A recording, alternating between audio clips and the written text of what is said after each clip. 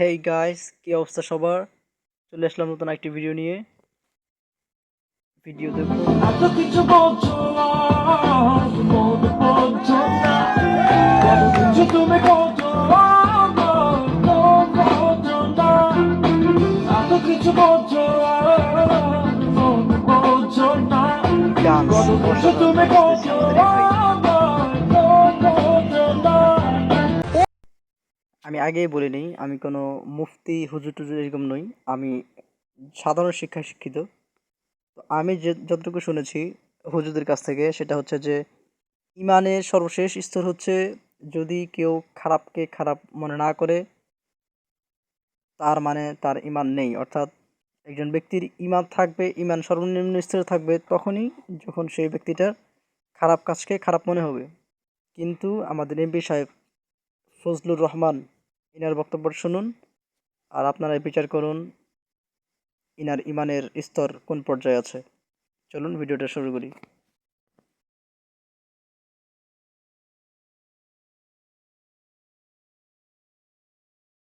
ওই 100 না 300 ফুট মূর্তি বানাক, আমি মুসলমান, আমার কি আইলো গেল, আমি তো ওটার দিকে তাকাই না।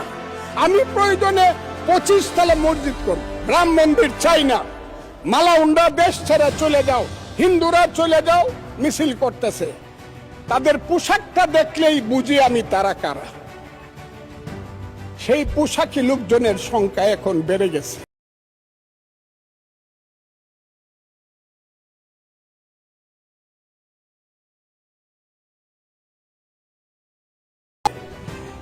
এমন বাড়া বাড়ছে যে তারা পৃথিবীর কোন সভ্যতা, সংস্কৃতি, কোন কিছু শুনতে চায় না, কোন কথা শুনতে চায় না।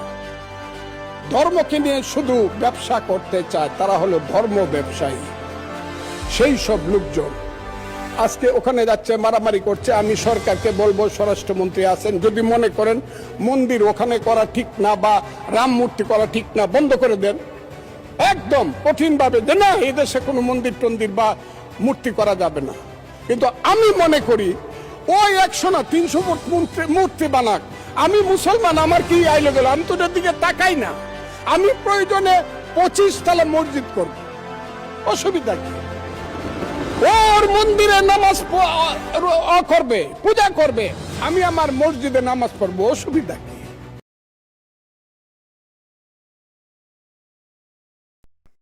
দেখেন আমাদের বাংলাদেশের কি একটা অবস্থা।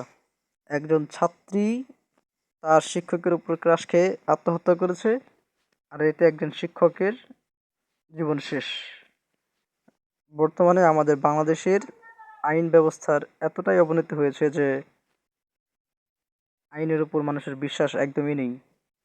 তার প্রমাণ এই শিক্ষক।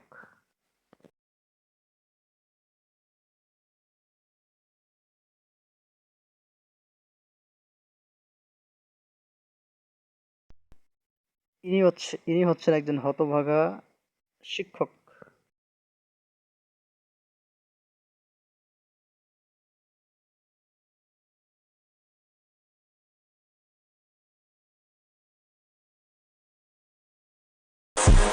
সর্বশেষ আমরা ফুটবলের বস নিয়ে হাজির হয়েছি। বসকে ছাড়া তো ভিডিও সম্পন্ন করা যায় না। এই হচ্ছে আমাদের বস মেসি।